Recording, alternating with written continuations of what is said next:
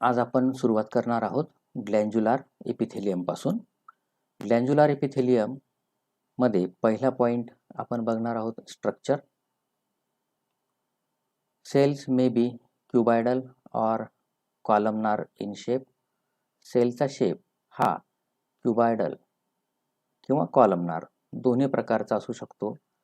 क्युबायडल आणि columnar shapes कसे आहेत हे आपण आधीच्या टाइप्समध्ये अभ्यासलेलं आहेच. These are present in glands. बघा ग्लँड्स आणि ह्या ठिकाणी आपलं एपिथेलियमचा जो टाईप आहे हा आहे ग्लॅन्ज्युलार. इथे ग्लँड हा शब्द आपल्याला दिसतोय, म्हणजेच ग्लँड्समध्ये असलेलं एपिथेलियम, म्हणून याला आपण नाव दिलेलं आहे glandular epithelium. Glands may be of two types. Glands ह्या दोन प्रकारच्या असतात. Unicellular glands means they are made up of only one cells. uni means one, आणि याचे एक्झाम्पल आहे गॉबलेट सेल्स. हे अतिशय महत्त्वाचं एक्झाम्पल आहे आपल्याला. गॉबलेट सेल्स हा शब्द आपल्याला इतर टॉपिक्समध्ये येत असतो. Goblet cells they secrete the mucus. Goblet सेलपासून जे सिक्रेशन तयार होतं याला म्युकस असं म्हणतात. These goblet cells, they are present in various systems like digestive system, lining of digestive system, or respiratory system, or urinogenital system. अनेक ठिकाणी हे युनिसेल्युलर ज्या ग्लँड्स आहेत ज्यांना आपण गॉबलेट सेल्स म्हणतो आणि ज्या म्युकस तयार करतात ह्या प्रेझेंट आहेत. दुसरा टाईप आहे multicellular glands. Multi means many. These glands, they are made up of many cells, and most of the glands in our body are of this type. Examples: liver, pancreas, salivary glands. All these three types, they are the digestive glands. याच्या व्यतिरिक्त अजूनही अनेक glands आहेत आपल्या बॉडीमधल्या की ज्या multicellular या प्रकारच्या आहेत. आता या ठिकाणी आपण फक्त 3 एक्झाम्पल्स बघितलेले आहेत. युनिसेल्युलर ग्लँड ज्या आहेत त्या अशा पद्धतीने आपल्याला दिसतात. बघा, ह्या इलॉंगेटेड सेल्स आपल्याला दिसत आहेत, आणि ही जी सेल आहे ज्या ठिकाणी मी आता पॉइंटर दाखवतो आहे ही सिक्रेटरी सेल आहे. It is the goblet cell. Here is the label goblet cell and it secretes mucus. हे जे मध्ये हे सगळं दाखवलेलं आहे हे सगळं म्युकस आहे. हे या सेलने तयार केलं आणि मग ते बाहेर रिलीज केलं जाणार.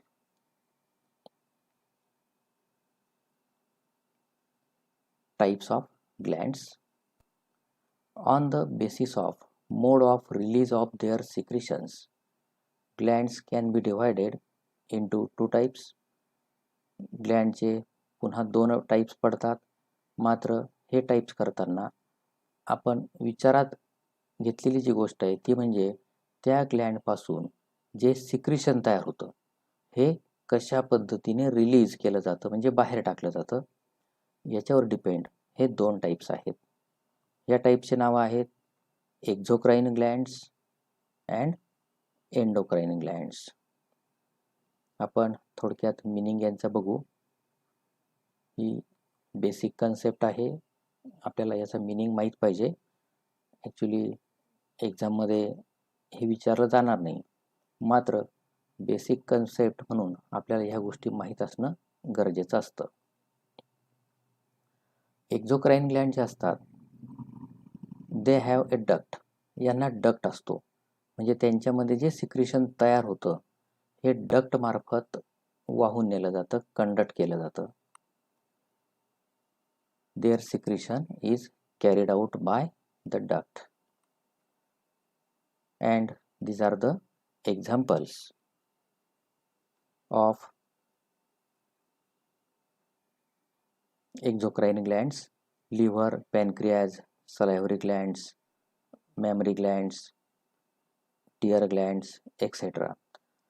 लिव्हर, पॅनक्रियाज आणि सलायव्हरी ग्लँड्स या सर्व डायजेस्टिव्ह ग्लँड्स आहेत, ज्या फूडचं डायजेशन करण्यासाठी आपल्याला उपयोगाचे आहेत. Mammary glands, they secrete the milk, या मिल्क तयार करणाऱ्या ग्लँड्स आहेत. Tear glands, these are present in our eyes and they produce the tears. डोळ्यातून जे अश्रू तयार होतात, टीयर्स, ते तयार करणाऱ्या या ग्लँड्स आहेत.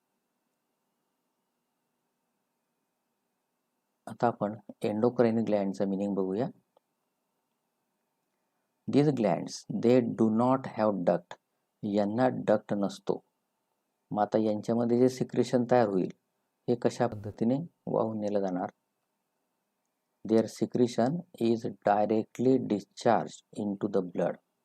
हे सिक्रेशन डायरेक्ट ब्लडमध्ये डिस्चार्ज केलं जातं, or in the surrounding fluid, किंवा त्या सेल्सच्या अवतीभोवती जे फ्लूइड आहे याच्यामध्ये ते डिस्चार्ज केलं जाणार आणि तिथून ते ब्लडमध्ये डिफ्यूज होईल आणि मग ते त्या विशिष्ट ऑर्गनपर्यंत वाहून नेलं जाईल ब्लड मार्फत. म्हणजेच या ग्लँड्सला डक्ट नसतात. Ductless glands are called endocrine glands, means glands without the duct. Endocrine glands पासून जे सिक्रेशन्स तयार होतात यांना आपण हार्मोन्स असं म्हणतो. Secretions from endocrine glands are called hormones and the examples of endocrine glands are pituitary glands, thyroid gland, adrenal gland etc. याच्या व्यतिरिक्त अजूनही काही आहेत, मात्र ते सर्व आपण एंडोक्राइन सिस्टीम जेव्हा अभ्यासू तेव्हा सविस्तर आपण ते अभ्यासणार आहोत. पिट्युटरी ग्लँड ही सगळ्यात महत्त्वाची ग्लँड असते, जी आपल्या ब्रेनच्या खालच्या बाजूला असते. थायरॉइड ग्लँड ही आपल्या नेक रिजनमध्ये, घशाच्या भागामध्ये आहे. आणि ॲड्रिनल ग्लँड ही आपल्या किडनीच्या वरती असते. आता ह्या ठिकाणी आपल्याला या ग्लँडचं मी माहिती म्हणून सांगतोय, इथे फक्त आपल्याला एक्झाम्पल्स म्हणून त्यांचे नावं लक्षात घ्यायचे आहेत. त्या कुठे असतात, काय असतात हे आपण नंतर बघणार आहोत, तो ह्या टॉपिकचा भाग नाही. माहिती म्हणून फक्त मी त्यांचं लोकेशन तुम्हाला सांगितलं. बघा, आता हे सिक्रेशन जे असतात, ह्या पहिल्या केसमध्ये आपण दाखवलंय एंडोक्राइन ग्लँड्स. ही ग्लँड आहे, ह्या ग्लँडमध्ये असलेल्या सेल्स आहेत. ह्या सेल्सपासून म्हणजेच ह्या ग्लँडपासून जे सिक्रेशन तयार होतं, बघा हा ॲरो बघायचा, जिथे मी पॉइंटर दाखवतोय, हे सिक्रेशन ब्लडमध्ये डिस्चार्ज झालं. ह्या ठिकाणी बघा, हे ब्लडमध्ये गेलं सिक्रेशन, हे सिक्रेशन ब्लडमध्ये गेलं आणि मग ब्लडमधून ते वाहून नेलं जाणार एखाद्या ऑर्गनकडे, जिथे त्या सिक्रेशनची म्हणजेच त्या हार्मोनची आवश्यकता आहे, गरज आहे. नीट आपण डायग्रॅम ऑब्झर्व करा.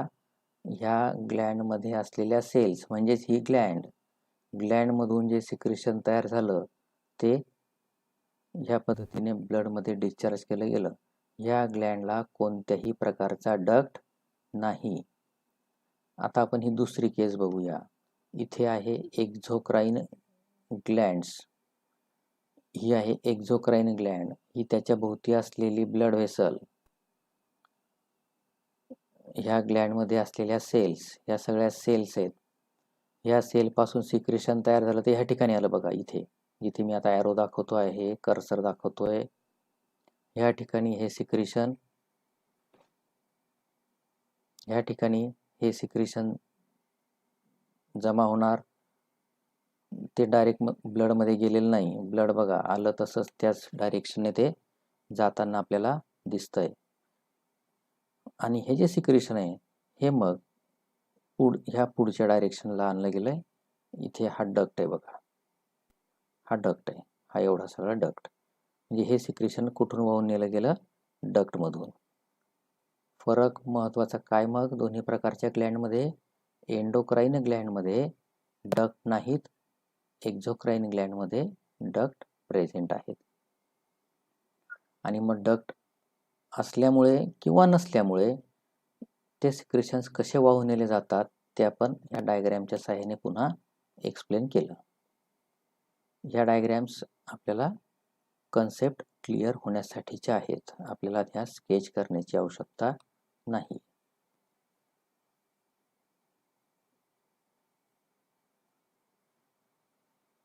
Next type of simple epithelium is pseudostratified epithelium. नेहमीप्रमाणे आपण त्याचा पहिला पॉइंट बघूया. स्ट्रक्चर.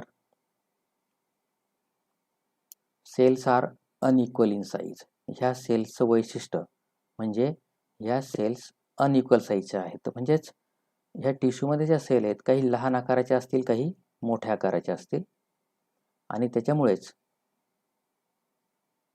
जरी ह्या सिंगल लेयर्ड असल्या but they appear multi layered. आपण जे टाईपला नाव दिलंय स्युडो म्हणजे खोटं, आणि स्ट्रॅटिफाईड म्हणजे लेयर्स. याच्यामध्ये आपल्याला लेयर्स असल्यासारखं दिसतं, मात्र ते खरोखरचे लेयर्स नाहीत, म्हणून याला नाव दिलंय स्युडो स्ट्रॅटिफाईड. बघा, प्रत्येक शब्दाचे अर्थ आपण समजून घ्यायचे म्हणजे आपल्याला अभ्यास करताना सोपं जातं. नाहीतर मग एवढा मोठा शब्द आहे स्युडो स्ट्रॅटिफाईड, लक्षात राहत नाही आणि मग आपण अभ्यास करायचा कंटाळा करतो. काहीतरी कठीण शब्द आहेत. कठीण काही नसतं, फक्त आपण ते समजून घेतलं पाहिजे. आता याच्यात काय मिनिंग सांगतोय बघा मी. स्युडो म्हणजे खोटं, आणि स्ट्रॅटिफाईड म्हणजे लेयर्स. ह्या टिश्यूमध्ये एकच लेयर आहे, मात्र ते जास्त लेयर असल्यासारखं आपल्याला दिसतं, म्हणून याला स्युडो असं नाव देण्यात आलेलं आहे. They have many cilia at the free ends. Epithelium प्रमाणेच या स्युडोस्ट्रॅटिफाईडमध्ये ज्या सेल्स आहेत यांच्या फ्री एंडवरती सिलिया या प्रेझेंट असतात. आपण डायग्रॅम बघू स्युडोस्ट्रॅटिफाईड एपिथेलियमची. यावरती सिलिया आपण दाखवल्या आहेत. या सगळ्या सेल्स आणि खाली बेसमेंट मेम्ब्रेन आहे. सेल्सचा आकार बघा. आता काही सेल्स मोठ्या आहेत, या सेल्स लहान आकाराच्या आहेत. आता ह्या दोन मोठ्या सेलच्या मध्ये ही लहान सेल आहे. दिसायला आपल्याला असं दिसतंय की हे सेलचे दोन लेयर्स आहेत, but actually it is the single layer and hence it is the simple epithelium. आणि म्हणून हा सिंपल एपिथेलियमचा टाईप आहे. जर लेयर्स जास्त असतील तर त्याला आपण कंपाऊंड एपिथेलियम असं म्हटलं असतं. नंतर बघू आपण लोकेशन. स्युडोस्ट्रॅटिफाईड एपिथेलियम हे आपल्या बॉडीमध्ये कोणत्या ठिकाणी प्रेझेंट आहे. It is present in the lining of male urethra. He male reproductive system आहे. आणि हा युरेथ्रा हा जो पार्ट आहे, म्हणजे आता मी जिथे पॉइंटर नेतोय, हा संपूर्ण ही जी ट्यूब दिसते ही युरेथ्रा आहे. या युरेथ्राच्या लाइनिंगमध्ये स्युडोस्ट्रॅटिफाईड एपिथेलियम हे प्रेझेंट असतं. Next location is in the wall of trachea. He trachea आहे, पॉइंटर मी दाखवतोय. ही ट्रकिया, या ट्रकियाच्या लाइनिंगमध्ये सुद्धा स्युडोस्ट्रॅटिफाईड एपिथेलियम आहे. And it is also present in the ducts of glands. वेगवेगळ्या ग्लँडच्या डक्ट्समध्ये सुद्धा हे स्युडोस्ट्रॅटिफाईड एपिथेलियम हे प्रेझेंट असतं. त्याच्यामुळे इथे इमेज दाखवण्याची काही आवश्यकता नाही. आता ह्या लोकेशनवरती डिपेंड आपले फंक्शन्स असणार आहेत, त्याच्यामुळे लोकेशन आपण लक्षात घ्यायचे नीट. functions to move the secretion, urine or mucus in specific direction. बघा, ही सुद्धा सिलिएटेड एपिथेलियमच आहे. सिलिएटेड एपिथेलियमच्या फंक्शनमध्ये आपण मागच्या लेक्चरमध्ये पाहिलं, अशाच प्रकारचं फंक्शन त्या ठिकाणी होतं, to move the particles in specific direction.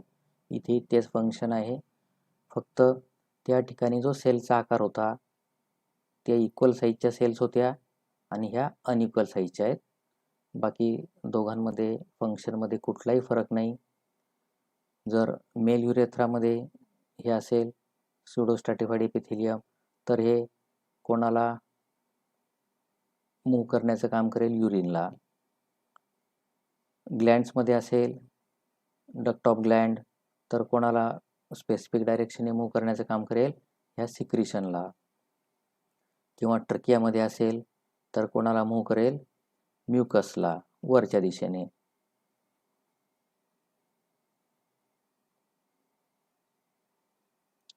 आता आपण बघू एपिथेलियल टिश्यूचा दुसरा टाईप, कंपाऊंड एपिथेलियम.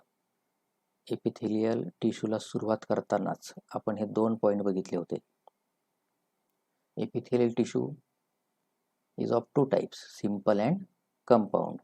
सिंपलमध्ये काय आहे? There is only 1 layer of cells. But in compound epithelium there are 2 or many layers of cells. 2 किंवा 2पेक्षा जास्त लेयर्स सेलचे या कंपाऊंड एपिथेलियममध्ये असतात. कंपाऊंड एपिथेलियमचे पुन्हा 2 टाइप्स आहेत. एक स्ट्रॅटिफाईड एपिथेलियम. याच्या आधीचा टाईप आपण कोणता बघितला? स्युडो स्ट्रॅटिफाईड. मात्र हे ते स्युडो म्हणजे खोटं स्ट्रॅटिफाईड आहे. हे स्ट्रॅटिफाईड म्हणजे ओरिजिनल खरं स्ट्रॅटिफाईड आहे. स्ट्रॅटिफाईडचं मिनिंग लेयर्स, म्हणजे याच्यामध्ये अनेक लेयर्स आहेत, म्हणून याला आपण स्ट्रॅटिफाईड एपिथेलियम असं म्हणतोय. आणि दुसरा टाईप आहे ट्रान्झिशनल एपिथेलियम. आता ह्या दोघांचा आपण स्ट्रक्चर, लोकेशन आणि फंक्शन बघूया. स्ट्रॅटिफाईड epithelium structure. It is multilayered. त्याच्या नावातच आपल्याला कळतंय. स्ट्रॅटिफाईडचा मिनिंग आपण बघितला आधीच. स्ट्रॅटिफाईड म्हणजे लेयर्स. याच्यामध्ये अनेक लेयर्स आहेत. लेयर्स असलेले एपिथेलियम, म्हणून याला काय नाव दिलं आपण? Stratified epithelium. It is multi layered means it has many layers of cells. बघा डायग्रॅम. हे आहे कंपाऊंड एपिथेलियमचा पहिला टाईप, स्ट्रॅटिफाईड. याच्यात सेलचे आपल्याला अनेक लेयर्स दिसत आहेत. हे बेसमेंट मेम्ब्रेन आहे. हे पूर्ण मी इथे पॉइंटर दाखवतोय. हे सगळं बेसमेंट मेम्ब्रेन. या बेसमेंट मेम्ब्रेनच्या खाली एपिथेलियल टिश्यूमध्ये नेहमी काय असतं? Connective tissue. आणि ह्या बेसमेंट मेम्ब्रेनच्या वरती ह्या सेलचे लेयर्स आहेत. हा एक लेयर, त्याच्यानंतर हा त्याच्यावर दुसरा लेयर, तिसरा, आणि हा सगळ्यात वरचा लेयर. स्क्वॅमस प्रमाणे ह्या सेल्स आपल्याला दिसत आहेत. तर हे असे अनेक लेयर्स ह्या स्ट्रॅटिफाईड एपिथेलियममध्ये सेलचे आहेत. आपण थोडा विचार करा, याच्या आधी आपण जे सगळे टाईप्स अभ्यासलेत, या सगळ्या टाईप्समध्ये सेलचा आपण एकच लेयर दाखवलेला आहे. इथे मात्र सेलचे अनेक लेयर्स आहेत, म्हणून याला आपण कंपाऊंड एपिथेलियम असं म्हणतो आहोत. हे कुठे असतं stratified epithelium? Its location in our body. It is present over the dry surface of skin. आपल्या स्किनचा जो बाहेरचा सरफेस आहे हा स्ट्रॅटिफाईड एपिथेलियमने बनलेला आहे. It is present over the moist surface of buccal cavity and pharynx. Buccal cavity म्हणजेच माउथ कॅव्हिटी, आपल्या तोंडाचा जो आतला सरफेस आहे तो, त्या ठिकाणी स्ट्रॅटिफाईड एपिथेलियम आहे. तसंच फॅरिंग्स म्हणजे आपला जो घशाचा भाग आहे, याच्या आतल्या बाजूला स्ट्रॅटिफाईड एपिथेलियम हे प्रेझेंट असतं. म्हणजे थोडक्यात ज्या ठिकाणी आपल्या शरीरामध्ये फ्रिक्शन होणार आहे, घर्षण होणार आहे, त्या ठिकाणी हे स्ट्रॅटिफाईड एपिथेलियम आहे. कारण याच्या सेल ज्या असतात या नेहमी रिप्लेस होत असतात. आपल्या स्किनवरच्या असतील किंवा या बकल कॅव्हिटी किंवा फॅरिंग्समधल्या असतील, ह्या सेल्स रिप्लेस होतात. कारण ह्या सेल्सला फ्रिक्शनला सामोरं जावं लागतं. ह्या सेल्स रिप्लेस होऊन त्याच्या जागी नवीन सेल्स ह्या तयार होत असतात. अजून तिसरं लोकेशन म्हणजे काही ज्या ग्लँड्स असतात, सलायव्हरी ग्लँड्स, तोंडातल्या लाळ तयार करणाऱ्या, आणि पॅनक्रियाटिक डक्ट. ह्या पॅनक्रियाटिक डक्ट जो पॅनक्रियाजपासून तयार झालेला असतो, पॅनक्रियाज ही एक प्रकारची डायजेस्टिव्ह ग्लँड आहे. त्या पॅनक्रियाटिक डक्टमध्ये सुद्धा स्ट्रॅटिफाईड एपिथेलियम हे प्रेझेंट आहे. पहिले दोन लोकेशन्स आपल्याला जास्त महत्त्वाचे आहेत. हे तिसरं लोकेशन, तिसरा पॉईंट आपल्याला लक्षात राहत नसेल तर त्याचं काही जास्त आपण चिंता करू नका. फंक्शन, सगळ्यात महत्त्वाचं फंक्शन आहे स्ट्रॅटिफाईड एपिथेलियमचं, ते म्हणजे प्रोटेक्शन. कारण हे आपल्या बाहेरच्या सरफेसवरती आहे, म्हणून याचं काम हे प्रोटेक्शनचं असणार आहे. आता आपण कंपाऊंड एपिथेलियम मधला दुसरा टाईप बघूया, तो आहे transitional epithelium. First point is about its structure. These cells, this tissue contains 4 to 6 layers of cells. हे पण कंपाऊंड एपिथेलियम आहे, म्हणजे मल्टीलेयर्ड आहे. याच्यामध्ये सेलचे अनेक लेयर्स असणार. तर साधारणतः 4 ते 6 लेयर्स ह्या टिश्यूमध्ये सेलच्या असतात. डायग्राममध्ये आपण पाहू शकतो, ट्रान्झिशनल एपिथेलियम मध्ये अनेक लेयर्स सेलचे आपल्याला दिसतात. हे एक लेयर खालचं, त्याच्यानंतर हे एक लेयर, हे दुसरं, तिसरं, चौथं, पाचवं, आणि असे हे 5 लेयर्स आपण या ठिकाणी दाखवलेले आहेत. आता आपण बघू याचं लोकेशन, हे महत्त्वाचं आहे आपल्याला. It is present in the lining of urinary bladder and other parts of urinary system. Urinary system ही अशा प्रकारची आपल्यामध्ये किडनीपासून हे तयार झाले युरेटर्स. किडनीमध्ये युरिन तयार होतं.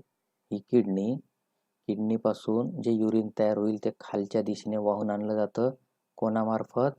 या युरेटर मार्फत. आणि मग हे सगळं युरिन इथे जमा केलं जातं. हा एक लहानसा पिशवीसारखा भाग आहे, सॅक लाईक स्ट्रक्चर आहे. याला युरिनरी ब्लॅडर असं म्हणतात. मराठीत आपण याला मूत्राशय असं म्हणतो. इथे युरिन हे जमा केलं जातं, स्टोअर केलं जातं, आणि इथून ते बाहेर टाकलं जातं. याला म्हणतात युरेथ्रा.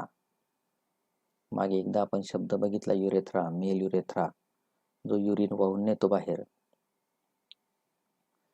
तर हे युरेटर, युरेथ्रा, युरिनरी ब्लॅडर यांच्या वॉलमध्ये हे ट्रान्झिशनल एपिथेलियम प्रेझेंट आहे. मात्र याचं सगळ्यात महत्त्वाचं लोकेशन आपल्याला लक्षात ठेवायचं आहे, ते म्हणजे युरिनरी ब्लॅडर. कारण याचं जे फंक्शन आहे हे या युरिनरी ब्लॅडरशी संबंधित आहे. आता आपण बघूया त्याचं function. Distension or stretching of urinary bladder. ह्या युरिनरी ब्लॅडरमध्ये, मूत्राशयमध्ये जसं युरिन जमा होत जाणार तसा युरिनरी ब्लॅडरचा आकार हा मोठा होतो, ते ताणलं जातं, स्ट्रेच होतं. आणि हे स्ट्रेचिंग पॉसिबल आहे ह्या ट्रान्झिशनल एपिथेलियममुळे. मसलसुद्धा युरिनरी ब्लॅडरच्या वॉलमध्ये आहेत, ते सुद्धा या स्ट्रेचिंगसाठी कारणीभूत ऑफकोर्स असणारच आहेत. मात्र जो आतला सरफेस असतो युरिनरी ब्लॅडरचा, मसल्स ताणले जाऊन फायदा नाही. मसल्स एक्सटेंड झाले, स्ट्रेच झाले, मात्र त्याच्या आतल्या सरफेसवरती ज्या सेल्स आहेत ह्या पण स्ट्रेच होणं गरजेचं आहे, नाहीतर ह्या सगळ्या सेल्स सुट्या होऊन जातील. आणि म्हणून ह्या सेल्सकडे सुद्धा स्ट्रेचिंगची कॅपॅसिटी असणं गरजेचं आहे. आणि हे महत्त्वाचं काम हे ट्रान्झिशनल एपिथेलियम करत असतं आणि म्हणून या ट्रान्झिशनल एपिथेलियमला हे युरिनरी सिस्टीममध्ये आहे, विशेषतः युरिनरी ब्लॅडरमध्ये आहे, म्हणून याला युरोथेलियम असं सुद्धा म्हटलं जातं. Next point in this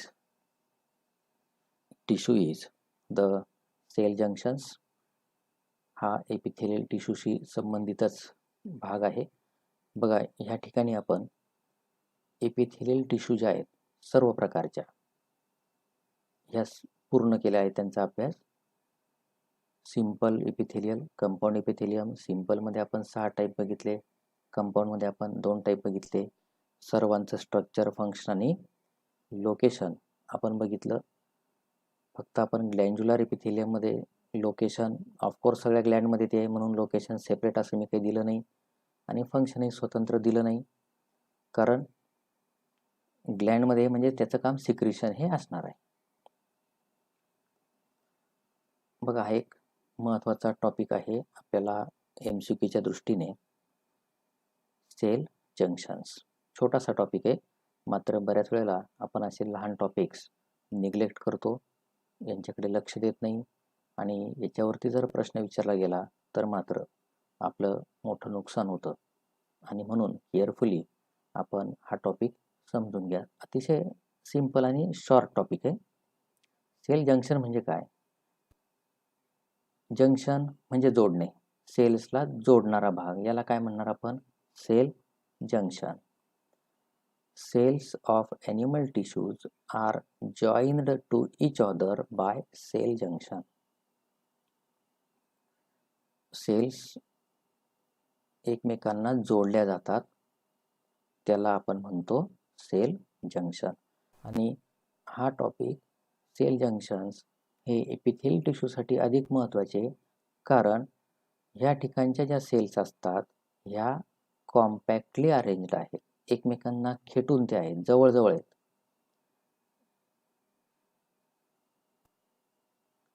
sale junctions are of 3 types. Cell junctions 3 प्रकारचे असतात. Tight junctions, adhering junctions and gap junctions. 3 types cell जंक्शनचे: tight junctions, adhering junctions and gap junctions. काय फरक आहे तिघांच्यामध्ये बघूया आपण. पहिला type, tight junctions. They prevent the entry of substances from one cell to another. ह्या जंक्शनमुळे एका सेलमधले सबस्टॅन्स दुसऱ्या सेलमध्ये एंट्री करू शकत नाहीत. बघा, ह्या डायग्राममध्ये आपण तिन्ही प्रकारचे जंक्शन दाखवलेत, मात्र आपण पहिल्यांदा बघतो आहोत हे टाइट जंक्शन्स. हा टाइट जंक्शन, ही एक सेल, हे सेल मेम्ब्रेन पहिल्या सेलचं, ही दुसरी सेल, हे दुसऱ्या सेलचं सेल मेम्ब्रेन, आणि ह्या दोन्ही सेलला जोडणारा हा भाग आहे म्हणजे जंक्शन आहे. मात्र ह्या जंक्शनमुळे ह्या सेलमध्ये जर काही सबस्टॅन्स असतील तर ते ह्या सेलकडे जाणार नाहीत, म्हणून याला नावच काय दिलंय आपण? Tight junction. मिनिंग बघा, they prevent the entry of substances from one cell to another. ह्या सेलमधले सबस्टॅन्सेस इकडच्या सेल्समध्ये जाणार नाहीत. ही सेल आहे, हे तिचं सेल मेम्ब्रेन आहे, ही दुसरी सेल, हे तिचं सेल मेम्ब्रेन. दुसरा टाइप जंक्शनचा ॲडेरिंग जंक्शन्स. हे काय असतात? ते attach one cell with the neighbouring cells. एका सेलला दुसऱ्या सेल बरोबर अटॅच करून ठेवण्याचं काम हे जंक्शन्स करतात, म्हणूनच त्याचं नाव ॲडेरिंग. ॲडेरिंग म्हणजे अटॅचिंग. अशा प्रकारचे हे जंक्शन्स आहेत. डायग्राम पुन्हा बघूया तीच. हे ॲडेरिंग जंक्शन, ही एक सेल आपल्याला माहिती आता, हे सेल मेम्ब्रेन, ही दुसरी सेल, हे तिचं सेल मेम्ब्रेन आणि हा आहे ॲडेरिंग जंक्शन. म्हणजे ह्या एका सेलला ह्या दुसऱ्या सेलशी अटॅच करून ठेवण्याचं काम ह्या जंक्शनने केलेलं आहे. म्हणून याला म्हटलेलं आहे आपण ॲडेरिंग मीन्स अटॅचिंग जंक्शन. शब्दांच्या अर्थबरोबर लक्षात ठेवत चला. ॲडेरिंग म्हणजेच काय? अटॅचिंग. दोन्ही सेलला ते अटॅच करतात, जोडून ठेवतात. आणि तिसरा महत्त्वाचा जंक्शनचा टाईप आहे तो म्हणजे gap junctions. These junctions allow the transport of substances from one cell to the neighboring cell or another cell. म्हणजे एका सेलमधले सबस्टॅन्सेस दुसऱ्या सेलकडे ट्रान्सपोर्ट करण्याचं काम हे जंक्शन्स करतात. म्हणजे ह्या जंक्शन्स मार्फत एका सेलमधले पदार्थ दुसऱ्या सेलमध्ये जाऊ शकतात. ही तिसरा टाईप आहे हा गॅप जंक्शन. हे आहे गॅप जंक्शन. बघा, ही सेल पहिली, हे सेल मेम्ब्रेन तिचं, ही दुसरी सेल, हे तिचं सेल मेम्ब्रेन आणि हा दोघांच्या मध्ये असलेला गॅप जंक्शन. इथे जे सबस्टन्स असतील ते ह्या दुसऱ्या सेलकडे ट्रान्सफर होऊ शकतील आणि हे सुद्धा आपल्याला आवश्यक असतं. जसं टाईट आणि ॲडेरिंग जंक्शन्स आवश्यक आहेत, तसं एका सेलकडून दुसऱ्या सेलकडे काही पदार्थांचं ट्रान्सपोर्ट करणं हे सुद्धा तितकंच महत्त्वाचं असतं. आणि म्हणून गॅप जंक्शन्स हे अतिशय महत्त्वाचे जंक्शन्स ह्या एपिथेलियल टिश्यूच्या बाबतीतले आहेत. बघा, आपण ह्या ठिकाणी एपिथेलियल टिश्यूज हा टॉपिक पूर्ण करत आहोत. नेक्स्ट लेक्चरमध्ये आपण टिश्यूचा जो सेकंड टाईप आहे कनेक्टिव्ह टिश्यू त्याचा अभ्यास करूया. आजच्या लेक्चरमध्ये आता आपण थांबूया. जे सर्व आपण आज अभ्यासलेलं आहे ते पुन्हा एकदा आपण सर्व बघा. ह्या सगळ्या व्हिडिओज आपल्याला उपलब्ध होणार आहेत माझ्या यूट्यूब चॅनेलवरती द सायन्स ऑफ लाईफ. तिथे आपण ह्या व्हिडिओ पुन्हा पुन्हा बघू शकाल. आता लाईव्ह लेक्चरमध्ये जर आपल्याला काही कन्सेप्ट्स क्लिअर झाल्या नसतील तर आपण जरूर ते पुन्हा बघा. म्हणजे आपलं कन्सेप्ट सगळ्या क्लिअर होतील आणि सगळे टॉपिक्स आपल्याला समजतील. कारण अतिशय महत्त्वाचं असं हे चॅप्टर आपलं आता सुरू आहे. थँक्यू.